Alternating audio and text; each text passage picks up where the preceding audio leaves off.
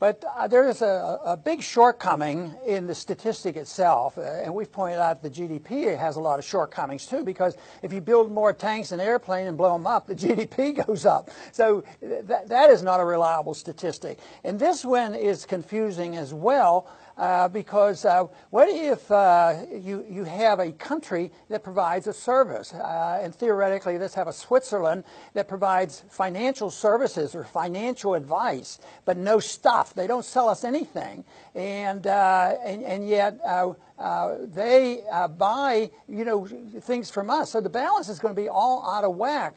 So this whole idea that you have to balance car for car gets way off track. But we don't keep statistics, between our states. What if we bought?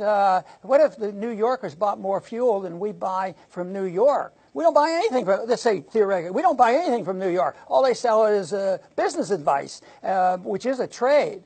Most of the time when you look at these trade statistics, they're talking about stuff going back and forth. Looking at that statistic and panicking over it and say, hey, we have to do something, and then they treat the symptom, and then it is that understanding and misunderstanding that leads to trade wars, and now we're in the midst of a trade war, as this problem is created artificially. It's not created by too much freedom. Believe me, that is not our problem. We have too few freedoms and liberty.